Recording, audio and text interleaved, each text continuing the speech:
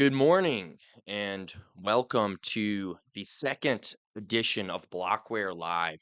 We have a big show today. It is Thursday, January 15th, 2026. And today we are going to be discussing the DOJ and their criminal indictment against the Federal Reserve.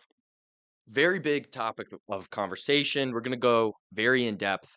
But before we get into that, I have a few housekeeping items I want to discuss. First, if you're watching this, make sure to like the stream, share it with a friend, subscribe to the channel. If you're watching on YouTube, Rumble, X, hit the follow button, subscribe, leave a comment, leave a message in the live chat, letting me know about the audio. For one, I saw a few comments from Tuesday's stream that the audio was too quiet. So hopefully we've got that figured out. I tinkered with it a little bit on my end, but we're learning as we go. I'm not a production expert, but I am an analyst on markets. And one thing I wanted to make clear from the outset before we go into the featured story, which again is the DOJ investigation into the Fed, I wanted to kind of lay some groundwork about the Fed specifically. Now, wild take here, right? This is going to be very controversial in the Bitcoin world. I don't like the Fed, right? I don't think any of us do. That being said, one thing that I've noticed, particularly within the Bitcoin world, and you see this in other communities as well, is an over indexing on normative solutions or abstract hypothetical ideas. And what I mean by this is when we get into the nitty gritty of the story and when we're really breaking down the players involved, what they're doing, what they should do, a lot of people are going to just write it all off and say, well, the Fed just shouldn't exist, right? Jerome Powell should just unravel the Fed, quit his job. Like, none of this should even be a thing. And substantively, I agree with that. But that is a normative solution. We live in a world where the Federal Reserve does exist. And I've read The Creature from Jekyll Island. I know the origin behind the Fed. It is an evil institution designed to steal from people that save in dollars and enrich an elite class of bankers. I get all that. I understand all that. But we live in a world where the Federal Reserve does exist. And so if the Fed were to simply disappear today, we would have an economic collapse unlike anything seen in human history. And so saying, oh, well, simply, writing it all off as the Fed just shouldn't exist, Powell's evil, all this, yada, yada, yada, that's not really helpful and it's not constructive. And so if you're looking for doom and gloom kind of headline analysis, very surface level takes, rage bait, this isn't the show for you. We're going to be going very deep. We're going to be providing in depth analysis on this situation. Additionally, this was one of the things I was thinking about a lot as I prepared for not just this show, but the entire show in general. So, over Christmas, New Year's, I took 2 weeks off from work and I did a lot of meditation, did a lot of thinking about many things, but in particular, my plan for this live stream. And initially, I was like, I could cover three, four, maybe five headlines in a show, give a take, whatever, move on to the next. And I realized that's simply a couple things. One, covering five headlines within an hour is not going to give enough time to go in depth on all of them, especially certain topics like this one, which have a lot of nuance. And additionally, there's not always, five interesting things to talk about every day or even twice a week within Bitcoin or finance generally. One thing about Bitcoin, we say low time preference, all of that, think multi years out. And so following every single specific headline, even if it's not necessarily relevant, just because you want something to talk about, I don't think is the most constructive thing we can do with our time. So, again, if you're looking for that kind of surface level, hey, I just care about the headline, tell me what's going on, this isn't the show for you. We're going to be going very deep. But if that is what you're looking for, you can subscribe to our newsletter because every Monday we break down the most relevant headlines in Bitcoin. We don't go incredibly deep, but we say, hey, here's what's going on. Here's a paragraph or two providing commentary on, the surface level significance. So if that is your cup of tea, make sure to click the link in the description. We have over 140,000 subscribers on the newsletter already. So you will be with good company there, lots of investors, lots of good conversation going on there. That's on Mondays. We break down the headlines. On Wednesdays, we talk hyper specifically about Bitcoin mining.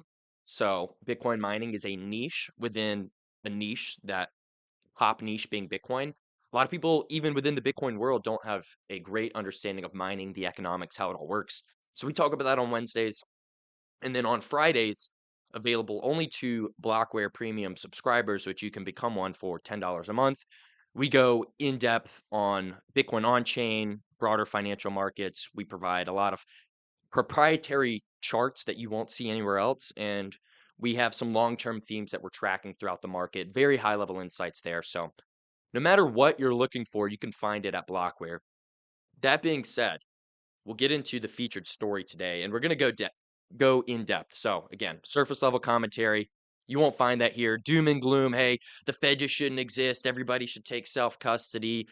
All of these kind of Bitcoiner tropes that you can hear it on Bitcoin X 100 times.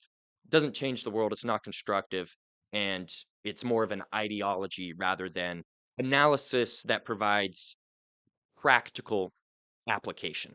So that's what hopefully you'll take away, not just from this show, but the show more generally, is you'll get practical applications from this. So I'm gonna take a quick sip of water here, and then we'll get into the featured story of the day. So the Federal Reserve announced Sunday night that they are being criminally investigated by the Department of Justice. Now, as I speak on this story, I'm going to use the word Trump kind of interchangeably with the characters in his administration. So I'm not speaking on Trump specifically, but the DOJ, the Treasury Secretary Scott Bessent, Howard Lutnick, all of the people within the administration, I may inadvertently bucket them under Trump. So I'm not speaking on Trump specifically, but the people within his administration. And that's important context to set forth, because this investigation did not come out of nowhere. This was not out of the blue. If you've been following Bitcoin and financial markets, or even just loosely into politics over the last year and a half, this really should come as no surprise. And before we get into the nitty gritty and the more speculative commentary, let's just lay out the facts of this investigation, because I have no dog in this fight. I have no bias here. Some people say, oh, I'm Team Trump, I'm Team Powell. I am Team America and I'm Team Bitcoin. So those are my biases personally. That being said, the facts of this investigation are actually very little so far. There's not a whole lot that we know. So, again, on Sunday night, the Federal Reserve made this statement publicly, both on X as well as on their website, that the Department of Justice is investigating them. And here's the smoking gun about high costs for a building renovation. So, their building renovation project budgeted around $3 billion. And this is what they're under investigation for. And if you didn't know what the investigation was about, you would think, "Oh man, it's a big deal. We're going to unravel some high level fraud, some really deep stuff. Central bankers, their oligarchy, creature from Jekyll Island, the Titanic, right?" No, it's about a $3 billion building renovation project. For reference, the federal government runs about a $2 trillion annual deficit. So we're talking more than 100x the amount of dollars allegedly being misappropriated here in this instance, right? $3 billion, like that's a lot to you and I. That's pennies in the entire federal government. And so I think that's very important context to put forth, because that's basically all the actual facts we have about this investigation now. There are facts that lead into this and give us more context onto why this is happening, what the intent may be, what the potential outcome could be, and what we as investors should be doing in response. But that's it. Those are all the facts we know so far. $3 billion budget project, criminal investigation about this, $3 billion renovation project, rather, I should say. And so let's start to unpack and really build up this story, because again, this didn't come out of nowhere. We're seeing from the Trump administration, again, not Trump specifically, but all the people involved in his administration.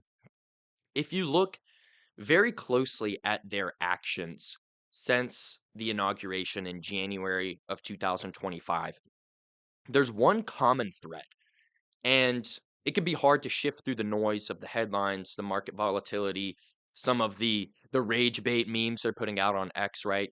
Clearly, a lot of the stuff they're putting out is purely rage bait, and there's a lot of noise. But if you pay attention to their actions rather than their words, a very important truth is being revealed, and it's this: the federal government, the Trump administration, is acutely aware of the debt problem and the US dollar problem, the $38 trillion and counting debt that the federal government is in, and the long term ramifications of this.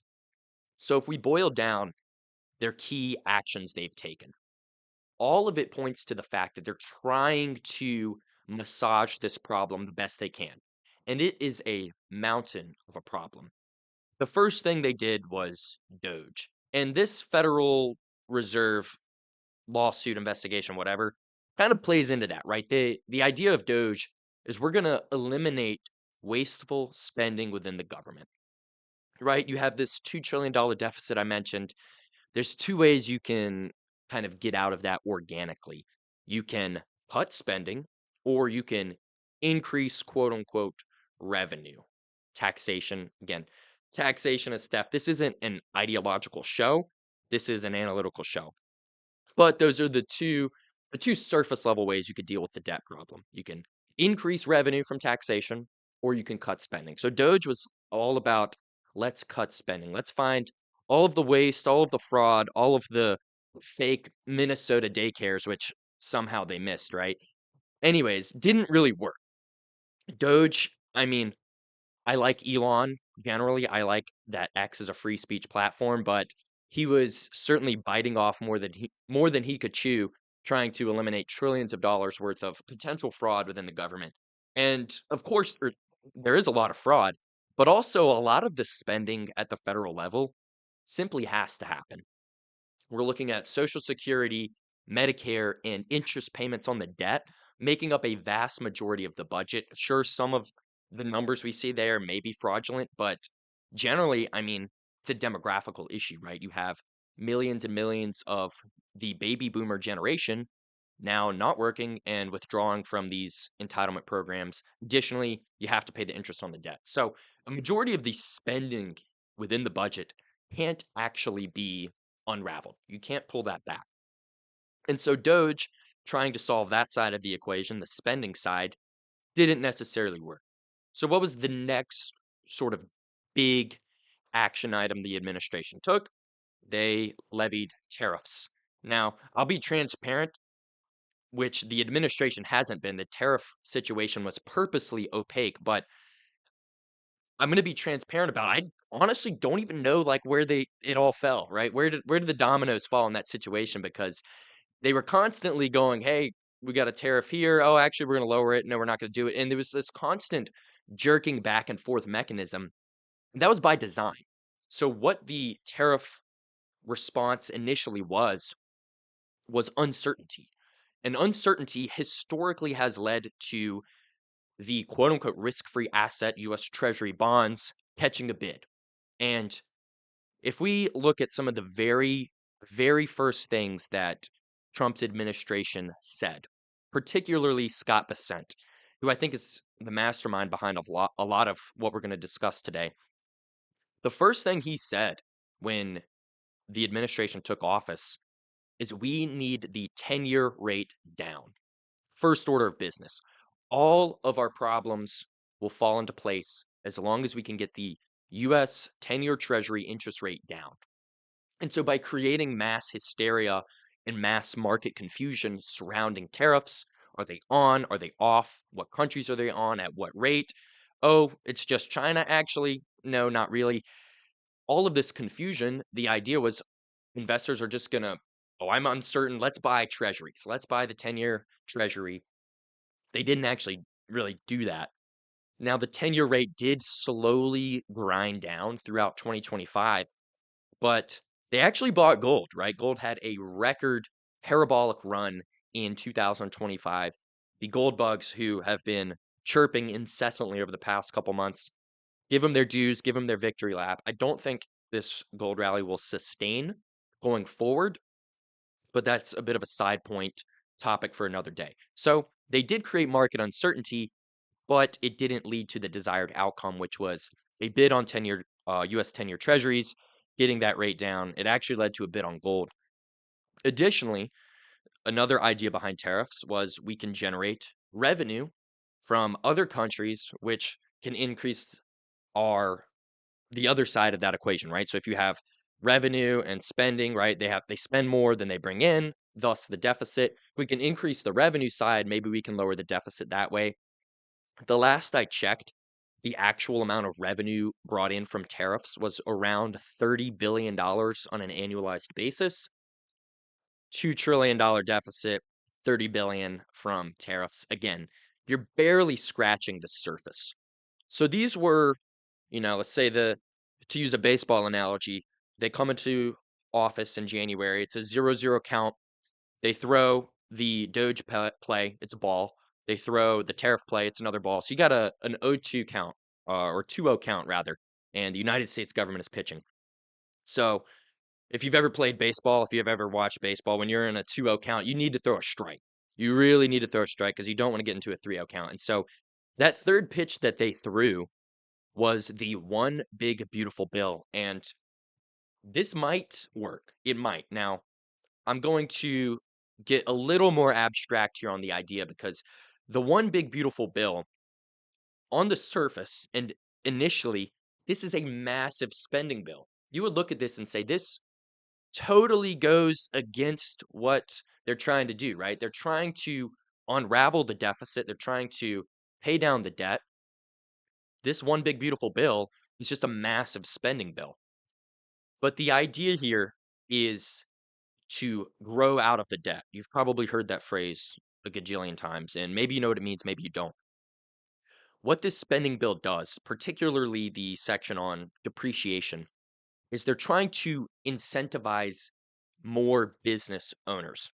So specifically, if we look at this concept of bonus depreciation, which if you followed Blockware for the last couple months, you'll know we've been talking about this incessantly because it actively pertains to our business. But there's actually a very deep point about the economy that we can derive from this. And it's this. If you are a business owner and you have physical capital to run your business, because remember, when we talk about the economy, it can be easy to get lost in the more financialized side of things, right? Interest rates and the stock market and all this. But the economy at the end of the day is physical production of goods and services. And so a capital good is a good used to produce other goods. For example, a tractor, that's a capital good. You don't consume it for the sake of consumption, right? You use that as a farmer to increase your crop yield. Another capital good could actually be a car. You could use that as a consumer good, but if you're, is a very basic example, if you're driving Uber or Uber Eats, your car is actually the good used to produce the other good or service, which is the food delivery or the transportation. And so the idea behind depreciation, specifically bonus depreciation, is these physical assets, they deteriorate over time, right? And the government allows you to offset that on your taxes. So straight line depreciation, you could write off, let's say, a fifth of the value of that capital good. So let's say you bought a tractor trailer for $100,000. You could write off 20K a year, you know, on your balance sheet. Hey, write off 20K of income because this physical capital good that I need to run my business depreciated about $20,000 worth over the course of the year. I needed that to run my business, so they allow you to offset your income. What bonus depreciation does is it allows business owners to take that write off, which would have been 20K this year, 20K the next, yada, yada, yada, over 5 years, bring all that forward, right? You're going to get this write off over the next however many years. Why don't we, as the government, because we really desperately, desperately need economic growth, we're going to let you take that write off and pull it into the future. That future, rather, pull it into the present. So you're going to write it off in the future. We're going to say, hey, bring it all the way presently, right? So now you have more capital in your pocket as a business owner to reinvest. You have a stronger incentive to buy more capital goods, to invest more heavily into your business. And this is the Hail Mary throw of the government. If enough business owners do this, we will create an abundance of goods and services. The economy will grow significantly, and it will grow, more importantly, faster than the debt. If the production of goods and services grows faster than the debt, that is the alternative path to alleviating the debt issue. And now there's a fourth way to do that, which I have not yet mentioned, but we'll get to. To recap, you can lower spending, right? Or you can increase revenue, or you can grow the economy faster than the debt. And then the fourth thing, which we'll discuss, which you probably already know if you're a Bitcoiner, would be to devalue the currency to pay back the debt. And we'll get into that. But the big, beautiful bill, main idea, we want to grow the economy faster than the debt. So we're going to offer all of these different incentives to business owners to reinvest now. Hey, yes, this is a big spending bill. This is going to increase the debt presently, but theoretically, over the next couple of years, we will start to see the fruits of that play out. We will start to see the economy growing faster than the debt. So that was the third pitch that they threw. And again, we won't really know if this works until a couple years down the line. My gut instinct is actually kind of 50-50. So when this initially was revealed, I was always kind of smirking and laughing at the idea that AI was going to help us grow out of the debt, but AI is advancing at a very, very rapid rate. And this is tangential. And I'll get back to the main point. I know the story we're talking about is the Fed investigation. Believe me, I'm working my way towards that. We'll get there. But one side note, real quick, is AI is becoming very, very powerful.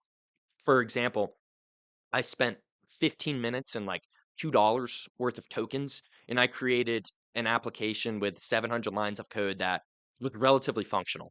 And so the actual cost to produce goods and services is dropping at quite an alarming rate. And I don't say alarming in a bad way because it's actually a good thing, right? Being able to produce more goods and services more efficiently with fewer inputs is a good thing. I digress. So back to the story, right? Let's recap what's going on so far in the administration. You had Doge, we're going to try to cut spending, didn't work. You had the tariffs, we're going to try to increase revenue and shock the economy into buying 10-year treasuries, didn't work. We have the one big beautiful bill to stimulate economic growth, kind of working, kind of not. And so ultimately, what this leads to is there's only one option remaining, which I alluded to, and that's to devalue the currency. That's the fourth option, the fourth arrow in the quiver. You didn't cut spending, you didn't increase revenue. It's going to take a while to see if we can actually grow out of the debt. We'll do what we can. The fourth option is to devalue the currency. Now, the trick here is you can't do that overnight. They did do that overnight in 2020, and we saw what happened. And this is part of the rock and a hard place Powell is stuck between right now, is that there was an enormous amount of currency devaluation in 2020 and 2021. So this lawsuit, or this criminal investigation rather, into the Federal Reserve is all part of a strategy to get a dove into the Fed chair, either to turn Powell himself into a dove, looking highly unlikely at this point, or basically be a warning shot to whoever comes in next. You better be a dove. You better lower the overnight rate. You better lower interest rates. That's what this criminal investigation is telling Jerome Powell and the next potential Fed chair. Now, if we just dropped interest rates to zero and did a bunch of QE like we did in 2020, obviously that is going to have severe ramifications very quickly. And so another action we've seen from the administration is preparation for this currency devaluation. We've seen this on two fronts. One is the strategic Bitcoin reserve. Now, I understand many people, especially many of the people that I engage with within the Bitcoin community, have been left disappointed about the strategic Bitcoin reserve. There was this hopium filled idea that the government was going to just smash by and bid our bags to $1 million, right? Bitcoin was going to go from 100K to a million. in a year because the strategic Bitcoin reserve, the government's going to smash buy all this Bitcoin. Didn't happen. Doesn't really work that way. But what we did get is an assurance of the existing stockpile. Now, I know the comments will be filled with ideological things about that's not their Bitcoin, they stole it, whatever. I don't disagree, but they own the keys now, right? The government, the United States government has about 600,000 Bitcoin that we can attribute to them. That's not to mention the possibility of a 6102 type event where Bitcoin on exchanges in the US gets confiscated. I don't think that's likely, so I'm not going to harp on that. But they have 600,000 Bitcoin and they're not going to sell it. That's what the strategic Bitcoin reserve is about. And that's a good chunk of the supply. My mental math may be failing me here, but it's around a little under 5% of the total Bitcoin supply. There's 21 million Bitcoin, a million would be about 5%. So you're looking at around 3% of the total Bitcoin supply the US government has. So if there's this situation where the dollar really loses value very quickly, a hyperinflation like scenario, and the world turns to Bitcoin, well, the United States government is going to have a significant stockpile. And that's what the SBR is about, making sure the United States doesn't go totally bankrupt in such a situation. They have plenty of Bitcoin, plenty of ammunition to continue operating the engine of the United States government in that scenario. The second way they've prepared for currency devaluation is through the embracing of stablecoins and the Genius Act. So the dollar has penetrated every market except for one, and that's, for lack of a better word, third world peasants. So over the last 10 years, we have seen the largest holders of US treasuries start to become net sellers. And so countries like China and Russia and whatever, they held a bunch of the US debt, a bunch of US treasuries. They've started to unravel their holdings over the recent times. Additionally, investment banks and banks in general, they don't want to hold treasuries anymore, right? We saw what happened to Silicon Valley Bank, which we'll come back to that because it's a key, I think, missing component of the story here around Jerome Powell is Silicon Valley Bank and the implications of that situation. But the high level, if you don't know what I'm talking about, Silicon Valley Bank held a bunch of US treasuries when interest rates got jacked up. Those treasuries were significantly underwater. They were effectively insolvent. So they got burned holding the risk-free asset. Everyone wants to hold treasuries, right? Historically, you can't lose holding treasuries. Well, turns out you can. You can actually lose pretty big holding US treasuries. And that's not even to talk about the negative real returns when you factor in inflation. So, foreign countries don't want to hold treasuries or dollars. Banks don't really want to hold long term treasuries. And so, who can buy treasuries, right? Again, Scott Bessent, first order of business, we want the 10-year rate down. We want to get the 10-year interest rate down. If we do that, the economy will get stimulated, mortgage rates will come down, young people might be able to buy a house for once, right? That was the idea. Now, if large capital investors like foreign countries and banks and investors aren't buying the 10-year rate, how can we get some kind of organic treasury demand? Because they always have the buyer of last resort, which is the Fed buying treasuries, which is currency debasement. But if we can promote stable coins, if we can support these types of businesses, well, all of a sudden you unlock an entire new market. And that is, again, for the lack of a better word, I don't say this demeaningly, but third world peasants, third world people that don't have bank accounts, that don't have access to US dollar rails. What they want, if you live in one of these third world countries, you should be saving in Bitcoin. That point aside, they want a more stable currency than whatever third world bum currency they have, right? Because they say the dollar is the cleanest, dirty shirt in the pile of laundry of fiat currency, right? All fiat currencies suck, but the dollar sucks the least. So if you're in one of these third world countries, you want access to dollars. You want to be able to save in US dollars. And so they love stablecoins.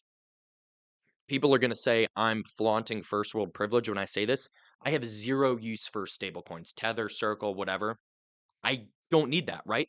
I have access to banks that work very well for spending and commerce, right? Saving Bitcoin, saving the finite asset with no counterparty risk, with no third party custodian. That's what you save in, but you can spend in dollars. Third world people, they would like to actually save in dollars, right? They should save in Bitcoin. Some of them do, but saving in dollars is a better alternative than saving in whatever their native currency is. And so previously, this cohort of people, which not the wealthiest cohort of people, right? They're not on par with Wall Street banks or foreign nations, sovereign states, but the collective capital of all the people in third world countries that actually do have a need for stablecoins, now they can buy dollars. And then the stablecoin issuer takes those dollars and they buy treasuries, having some positive effect on interest rates, getting them down, right? You're unlocking a new source of treasury demand. Third world person buys Tether, Tether buys US treasuries, rates come down at the margin. That's the idea. And so what you've seen from this administration is they have supported the stablecoin world, the stablecoin sphere. Tether, last I checked, the 17th largest holder of US treasuries. Pretty impressive, right? Going from zero, I don't know when Tether was created, but it's been under 15 years, right? Bitcoin is about 15, 16, 17 years old. I don't know when Tether came about, but that's a pretty rapid increase, right? To go from non-existent in 2009 to the 17th largest holder of US treasuries in the world and rocket shipping up that rank, right?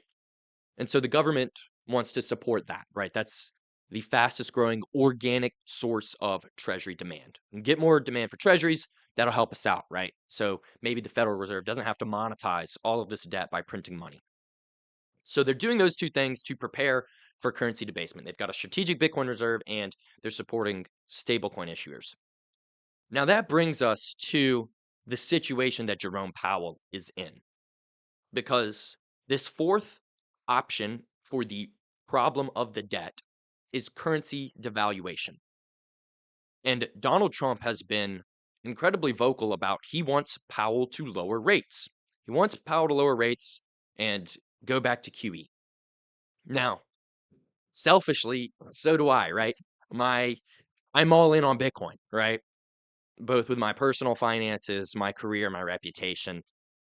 That would be a good thing. I want Powell to selfishly, I would like for him to lower rates.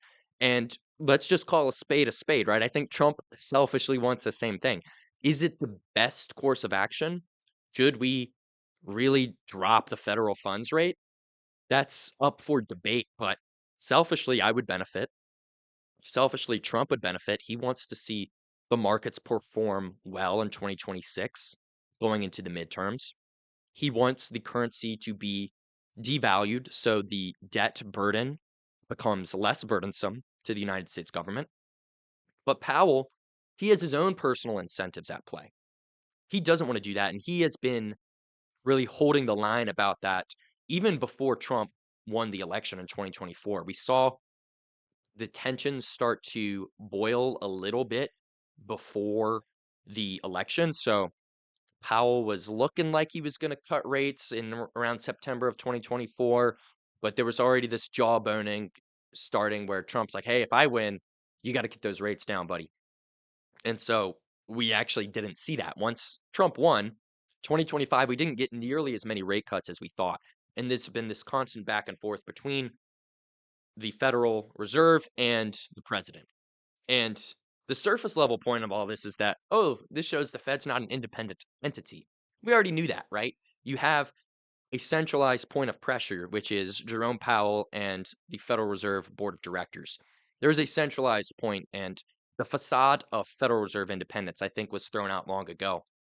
But what we're seeing here is Trump really holding Powell's feet to the fire. Now, let's put ourselves in Powell's shoes because this is going to sound like a crazy take, but I think Powell is the GOAT Fed chair.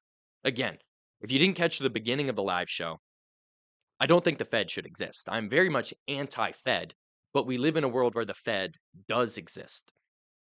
And so if you were Jerome Powell, what would you have done when certain events happened under his tenure? And I think he's done a fantastic job. So, for one, we had the pandemic and the response, the lockdowns. Let's shut everyone down. Nobody go to work. We're not going to produce any goods and services.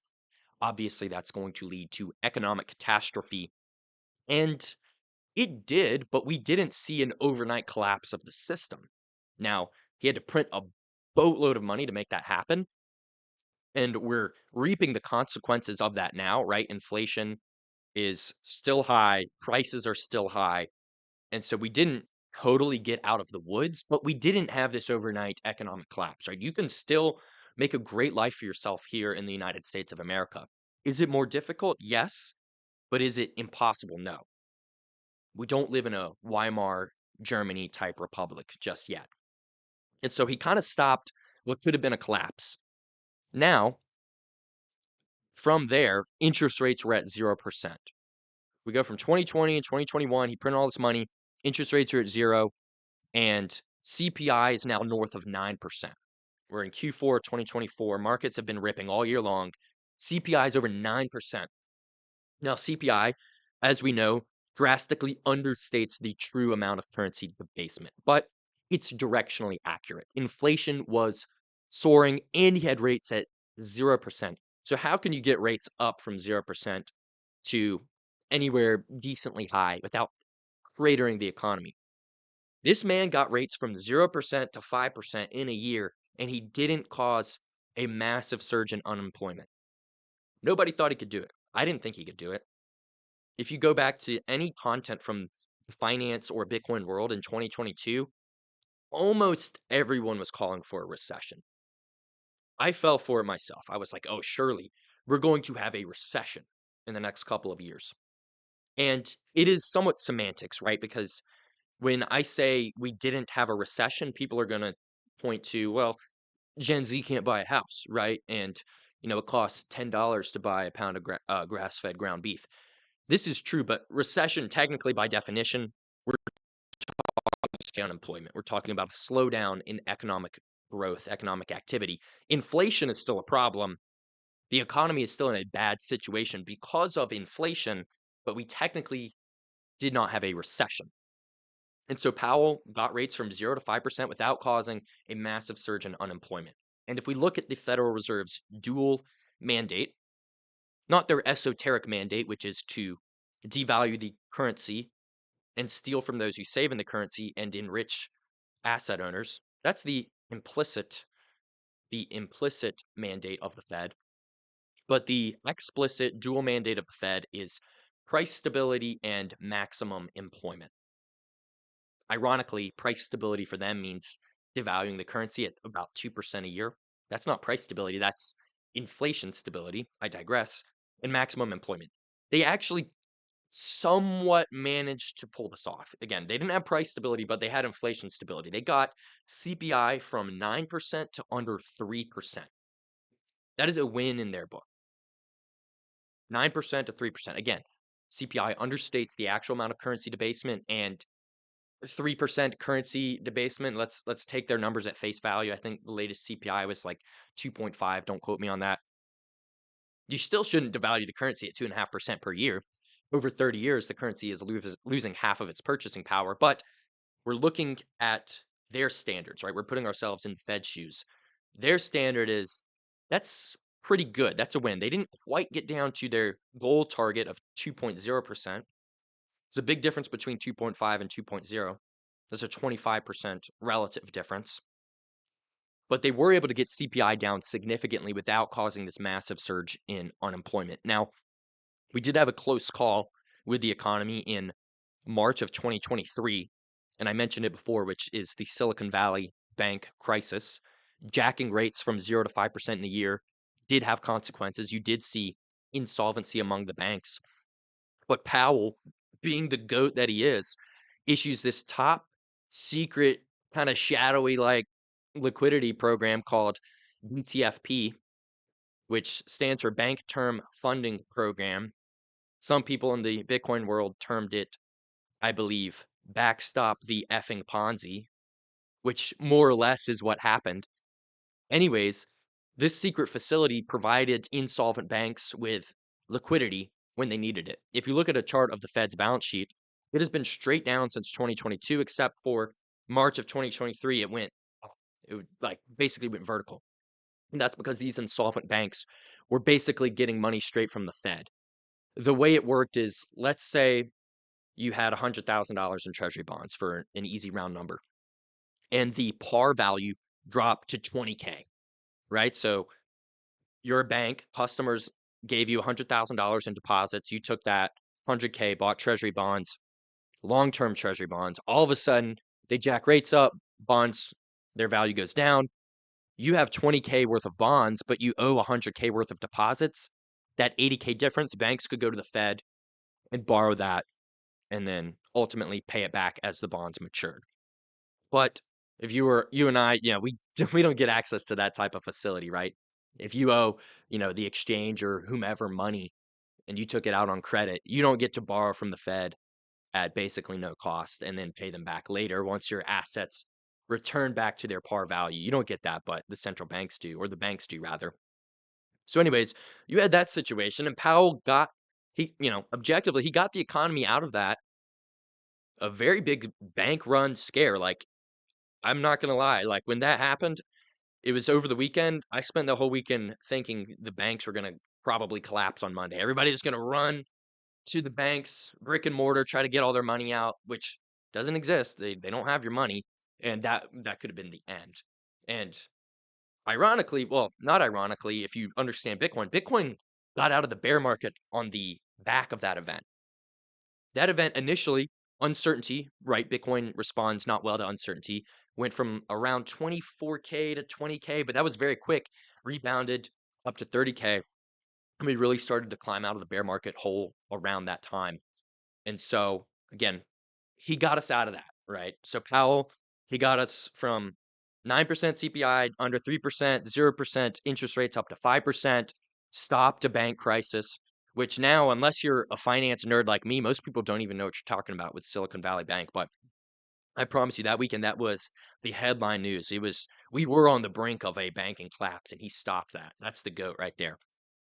Anyways, we keep going on the Powell story, right? And this will bring us to where we are today with this investigation and who you should side with. Trump, Powell. Who's it going to be? And so now we go on. Inflation is still relatively high. It's not quite to the 2% target. It's still the problem in the economy. And now you get a president who's saying, screw that. We won against inflation. We got it beat. Now we need to get rates down. Again, selfishly, I would like that, right? I own a bunch of Bitcoin. Bitcoin's going to do well in a zero rate environment. I'm sure a lot of people in the Trump administration have assets that would do well in a lower interest rate environment and they want to see it. They want to see those assets go up. So I'm not saying whether we should or shouldn't get interest rates down, but this is the position Powell is in. We haven't defeated inflation despite what some may say. That is still objectively the primary concern for the Fed, for the economy as a whole. If we look at what's a bigger problem right now in their dual mandate, inflation or employment, it's inflation. Now, we are seeing unemployment start to trickle up. We're seeing those signs, which gives the Fed a little more leeway and credibility to lower rates, but we're not quite there yet. And so this is really the situation Powell is in. He's got his feet being held to the fire. Trump wants a dove in. He wants to devalue the currency because this is the final card in the deck to play against the United States debt problem.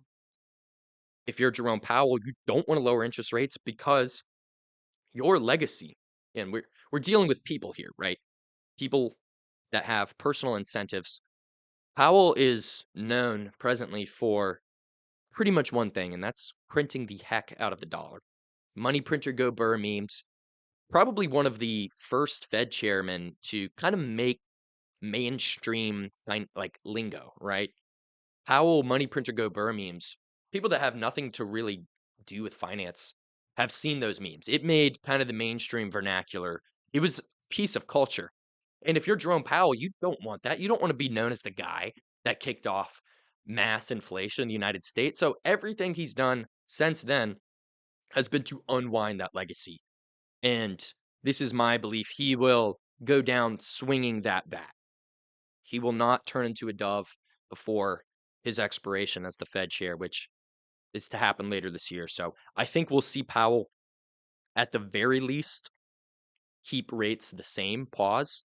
He may do a 25 basis point cut here or there in his remaining time, but we're not going to see a 50 bip cut. We're not going to see multiple cuts in a row. It's going to be this continued sequence of pause, cut, pause. Until he's out, then Trump's going to get his guy in, who, that guy, whoever it may be, has seen what he's done to Powell with this lawsuit, or this investigation rather, and he's going to say, hey, I'm just going to be a dove.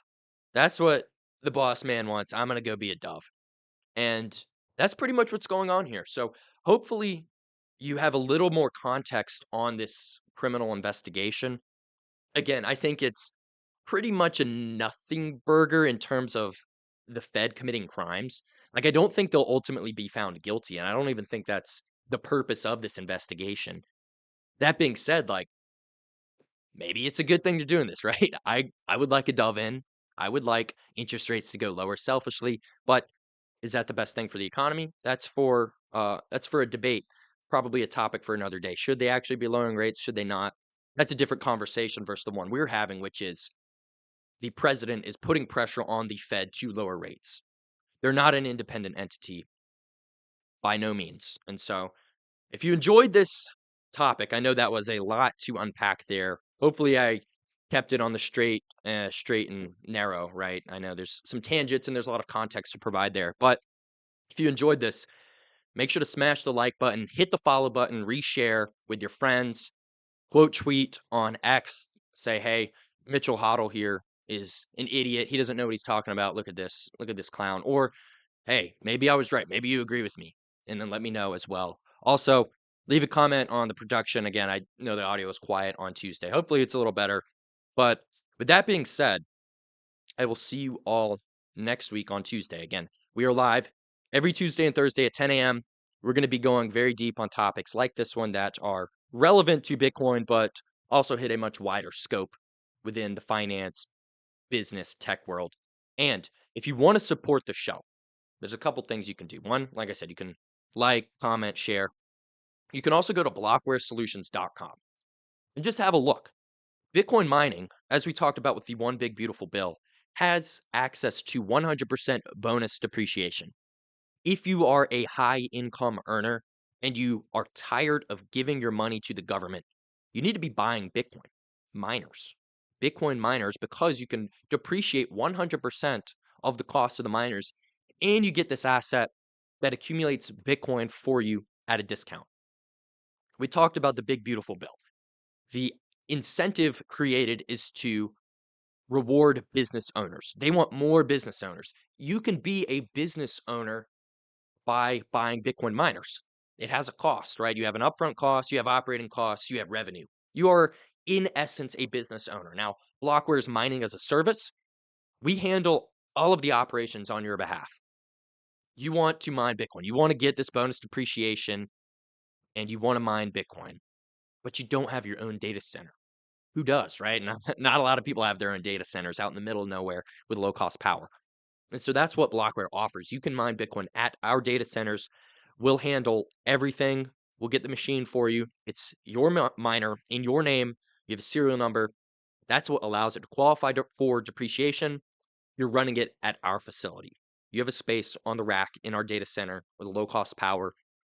You're producing Bitcoin at a discount. You're getting those tax benefits. And kind of a side note on this, I've met a lot of people over the last year or so with this bonus depreciation coming into effect. And they're like, hey, I have this business. I'm making a lot of money here, but I'm getting absolutely fleeced, run over, robbed blind by Uncle Sam. So I'm going to go buy a truck, right? Trucks are cool. Everybody wants an F350 or an F150 or a Cybertruck, whatever. You can take it to the tailgate in the fall for a college football game, and you're the jump in place, right? You can load up your beers and your food, your grill, and have a great time. Or you can take it off-roading, or you can help your friend move on the weekend, right? Trucks are cool and they get depreciation, but you know what's cooler?